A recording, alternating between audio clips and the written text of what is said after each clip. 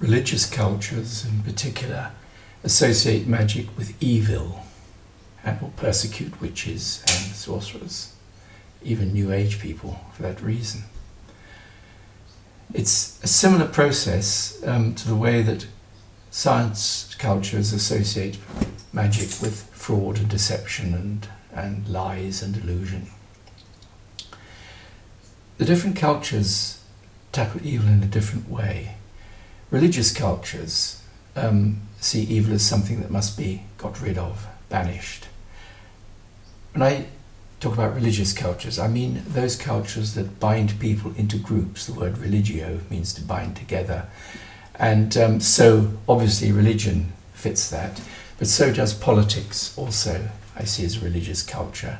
And similarly, academia, the professions, and even something like supporting a team can bind people into a cohesive group where the differences between us and the others that are outside that group. In that sense, it's pretty obvious that what is seen as evil or wrong or alien tends to be rejected from a religious culture. Whether it's a war on poverty or a war on drugs or simply expelling the unrighteous or whatever. And science has a similar position, except of course it wouldn't use the word evil. If there's an illness, science will seek to eradicate it. If there's a condition like poverty, science will try to find ways of reducing poverty or malnutrition and so on. But when it comes to magic, the holistic tendency of magic means that we're more inclined to say, if there's something wrong like that, what is its purpose? What is its role?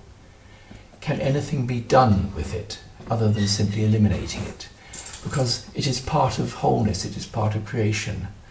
What is its role? Now, this is so utterly alien to a religious culture that I need to give examples. And the most obvious one is the question of, should we negotiate with terrorists? Now, in a strict religious culture would say absolutely not. Even to acknowledge these people is to give them more than they deserve, because these people are evil.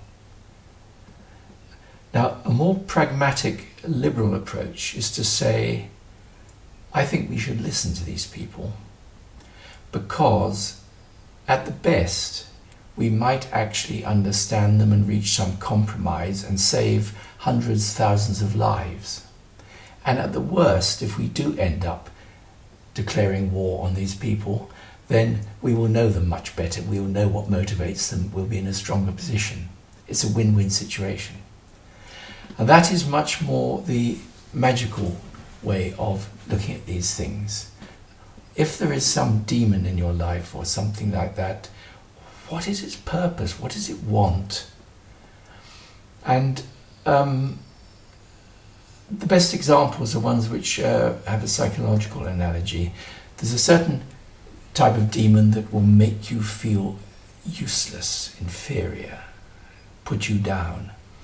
And this can lead to depression, suicide, a life of just feeling worthless and despair. So you can understand the reason that a religious culture would say you ought to banish that demon, exorcise it, and a scientific culture would say, well, we must find chemicals to cure this condition. But you see, that same problem, that same inferiority complex, if you like, has driven some people to enormous achievement.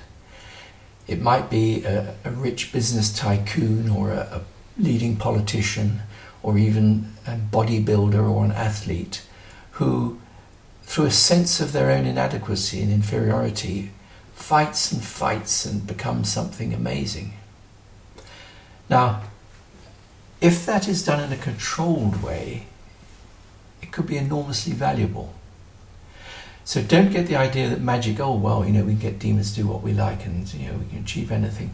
Because the problem is, it's possible to be driven by an inferiority complex, to become the richest person in the world and still be utterly miserable, or to become, a champion athlete. I'm told that Olympic athletes who get silver medals very often suffer from depression. You think, what an amazing achievement. Blimey, if I could get a silver medal in the Olympics. But, you see, they're not first. They didn't get gold. And that can be really depressing, apparently. So there's no question that it's an easy matter negotiating with demons. And rather like I said in the question of the charlatan, the magus, work with them, but keep your hand on your wallet all the time. This is a risky procedure, but it can work out very well and be very valuable. So the distinction here is that whereas the sort of popular idea that magic, that religious cultures have, that people who do magic are working for evil, they're servants of the devil, and that sort of thing. And the difference is working with evil, which is really quite a different matter. And I wrote about this quite a lot in the book What I Did in My Holidays in the 90s, because at that time it was the decade of evangelism, and this story was going around that there's this enormous worldwide conspiracy of occultists, New Age people and magicians that is intent on Satan's work in the world and that sort of thing. And my basic argument was, this doesn't make sense, because one thing you can say about the magical culture that it shares with the scientific culture, on the whole, both of them are trying to make something happen. As Crowley says, the art and science are causing change in conformity with will. Now, it is not natural to want to make something bad happen. Now, of course, the objection to that from religious cultures will be, but there are lots of people who deliberately do bad things. But the point I'm making is that the number of people who say, I want to do something evil, is very small. Whereas the number of people who think they're doing something wonderful, overthrowing Western civilization, destroying the enemies of Christ, or killing communists or whatever, they think they're saving the world, and they end up doing very evil things. It's this old moral crusade again. That, to me, is the far bigger problem.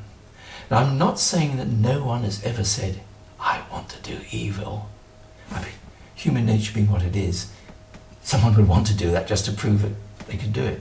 But it's not this great world conspiracy that all occultists are involved in. But it does raise the interesting question of who would deliberately say, evil be thou my good, as in these sort of traditional novels of the black evil Satanist or the devil worshipper, who actually turns against good and deliberately does evil. Now, I'm going to be talking about something which isn't really my area of knowledge, so I'm really putting forward ideas for exploring. I've talked about the difference between the religious, scientific and magical cultures and how they address evil. I haven't talked about the artistic culture. Now, the intriguing thing to me is that the artistic culture actually seems to celebrate evil. Now, this is a weird thing that I would need to give examples. I'd say, imagine that you have got a good director and a good screenwriter, and you come up with a movie about the temptation of Jesus in the wilderness. Now, I can pretty guarantee that you would get a lot of good film stars queuing up for the role of Satan, but you would have great difficulty getting them to play the role of Jesus, unless you made Jesus imperfect. You gave him some demons, if you like. A Jesus that is battling with Oedipal feelings about his father Yahweh or something like that. Then film stars would say, that's interesting, this is a more complex character. So they actually would rather play the wicked person than the too good person. Now, to extend to a more sort of popular example, crime thrillers. The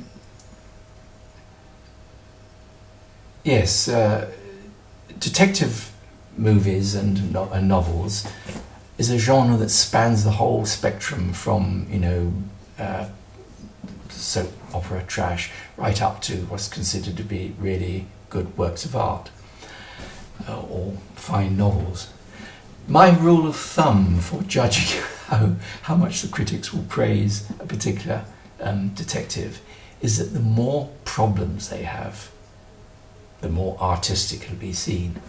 And the extreme of this for me was in the 80s, the most highly rated detective series was Prime Suspect, in which Helen Mirren played a woman detective in a man's world who had an alcohol problem. She chain smoked, she had a lot of bad times with her relationships, and she had an abortion. That's art. And something like Dixon of Dock Green with a friendly local bobby where everything turns out all right, that is kitsch. Now, to give a sort of more pure art example, I referred in the Magic and Kitsch, I referred to that painting of the orchid on the steps, and how the discovery that the man who painted it is actually a very rich and successful commercial artist who paints pictures for millionaires, sort of spoilt the picture. It made it look a bit tacky. Now, imagine instead that you discovered that that painting was done by a sort of Austin Spare figure. A brilliant young man who had his first solo exhibition at the age of 20, was lauded by the artistic establishment, but he turned his back on it. He couldn't stand the hypocrisy and the commercialism, and he lived a life of gut-wrenching poverty and alcoholism in the slums, drawing pictures in return for drink and drugs or whatever. And his life was threatened, he was dying, and people scraped enough money together to take him to rehab, but instead he bought the materials to make that one final painting before he died. And that same picture begins to sound or look a bit like a masterpiece. I'm told that Van Gogh's estate deliberately played up his poverty and his madness in order to increase the value of his art. It really is pain, sickness, drunken alcoholism, drugs, poverty, all these sins and evils actually add value in the art world. And if you think that this is nothing to do with art, this is just human nature, well, take the art element out of it. Let's say you're going to buy something, like, instead of a picture, a pair of jeans or a cell phone, and you discovered that it was made in a factory in the Far East by starving children who are malnourished, and they're being exploited, working 15 hours a day, and they're hooked because they're on drugs or alcohol. Would that make you want to buy those jeans all the more? Absolutely not. Most people would go and get something else. It's particularly when it's art, the pain, the misery, the evils add value to it. Now that's interesting because there is a role there. I know the word catharsis comes to mind. I think there's more to it, that it's as though, having gone from the extreme religion, we must get rid of evil, through to magic where you recognise it and sort of try to come to terms with it, to art that actually celebrates it in a way, you're getting back towards the initial religious thing, which is that the nobility of suffering. Starvation, poverty is more noble than wealth. And that you're moving, as works of art cease to belong to the artist and become public property in the sense that they are humanities works of art, examples, great art. You move towards a position where you're moving back into a religious culture where these human sufferings evil as human suffering is actually a noble cross that we bear, before we get to the state of then the culture that grows around that just tries to banish them all. Now, the relevance to what I'm saying here is that I think that someone who raises their fist to heaven and says, "Evil, be thou my good," I am going deliberately to take the path of evil, is not making a magical statement, anything significant magically, but is making an artistic statement. You see, there is overlap here. If you've got a sort of middle of the road heavy metal band and their manager says, "I think you ought to pretend to be Satanist, you ought to be Satanist in order to make your records sell better," then that's more an act of magic, because you're using satanic imagery as a talismanic way to attract interest, make your music more interesting, and to increase sales. And those sort of people probably go back home at the weekend and help mother washing up dishes, things like that. It's different from the people, is it Burzum, the Norwegian death metal groups, who really did make a dedication to evil. And that to me can only be a pure artistic statement, because you have to be kind of sensitive to feel that rage against existence, that you would just want to turn it on its head. So that briefly is my feelings on magic and evil. There is a lot of association of magic with evil, which I think comes from artistic representations of it. And yet, you can't, plus the fact that the same magicians work with evil and they find that interesting. It's a final word just to show that it isn't clear cut. When I had to defend Gerald Suster against the News of the World, who'd done an expose on the OTO, and I had to go on onto television to point out the absurdity of what they were doing. I then had to give a speech at the Oxford Golden Dawn Society to a lot of Thelemites. And I went through and I said, how absurd these allegations were and how wrong they were and what a bad thing it was that News of the World said. But at the end, I admitted that the day that the News of the World starts saying nice things about the OTO, then I'm going to go out and find something weirder to join. We do have that perverse love of our evil image as well.